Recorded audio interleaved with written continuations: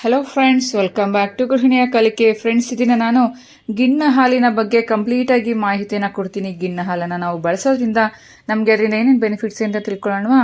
ಗಿಣ್ಣ ಹಾಲು ಅಂದರೆ ಗಿಣ್ಣದ ಹಾಲು ಅಂದರೆ ಗ್ರಾಮೀಣ ಹಿನ್ನೆಲೆಯ ಜನರಿಗೆ ಈ ಹಾಲಿನ ಬಗ್ಗೆ ಪರಿಚಯ ಹೆಚ್ಚಾಗಿ ಇರುತ್ತೆ.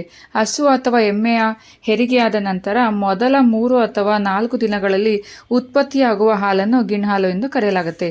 ಗಿಣ್ಣ ಹಾಲಿನಲ್ಲಿ ಕ್ಯಾಲ್ಸಿಯಂ, ವಿಟಮಿನ್ ಎ, ವಿಟಮಿನ್ ಬಿ12, vitamin D, vitamin E, vitamin K, zinc, magnesium, ಪೊಟ್ಯಾಷಿಯಂಗಳು ಯಥೇಚ್ಛವಾಗಿರುತ್ತೆ.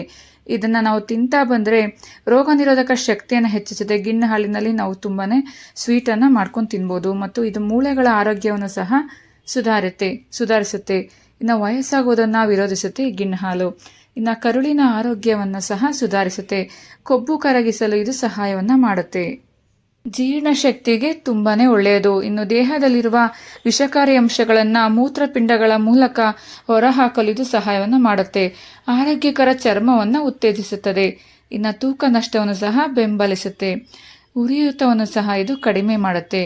ರಕ್ತದೊತ್ತಡವನ್ನು ನಿಯಂತ್ರಿಸುತ್ತೆ. ಇದರಲ್ಲಿರುವ ಫೈಬರ್ ಜೀರ್ಣಾಂಗ ವ್ಯವಸ್ಥೆಯ ಕಾರ್ಯನಿರ್ವಹಣೆಯನ್ನು ಸುಧಾರಿಸುತ್ತೆ. ಇನ್ನು ಮಲಬದ್ಧತೆ ಮತ್ತು ಅಜೀರ್ಣ ಸಮಸ್ಯೆಯನ್ನು ಸಹ ನಿವಾರಿಸುತ್ತೆ. ನೋಡಿದ್ರಲ್ವಾ ಫ್ರೆಂಡ್ಸ್, ಗಿಣ್ಣ ಹಾಲಿನಲ್ಲಿ ಎಷ್ಟೊಂದು ಬೆನಿಫಿಟ್ಸ್ ಇದೆ ಅಲ್ವಾ. ಕೊಲೆಸ್ಟ್ರಾಲ್ ಮಿಲ್ಕ್ ಅಂತಲೇ ಇದನ್ನು ಕರಿತೀವಿ. ಹೀಗೆ ಗಿಣ್ಣ ಹಾಲನ್ನು ನೀವು ಉಪಯೋಗಿಸ್ತಾ ಬಂದರೆ ಎಷ್ಟೊಂದು ಬೆನಿಫಿಟ್ಸ್ ಸಿಗುತ್ತೆ ಅಲ್ವಾ. ಸೊ ತಡ ಮಾಡಬೇಡಿ. ಗಿಣ್ಣ ಹಾಲನ್ನು ನಿಮ್ಗೆ ಹಳ್ಳಿನಲ್ಲಿ ಎಲ್ಲರೂ ಸಿಕ್ಕಿದ್ರೆ ಅದನ್ನು ಉಪಯೋಗಿಸೋದಕ್ಕೆ ಸ್ಟಾರ್ಟ್ ಮಾಡ್ಕೊಳ್ಳಿ. ನಿಮ್ಮ ಆರೋಗ್ಯ ನಿಮ್ಮ ಕೈಲಿದೆ ಅಲ್ವಾ. ಹೀಗೆ ನನ್ನ ಗೃಹಿಣಿಯ ಕಲಿಕೆ ಚಾನಲ್ನ ನೋಡ್ತಾ ಇರಿ ಫ್ರೆಂಡ್ಸ್.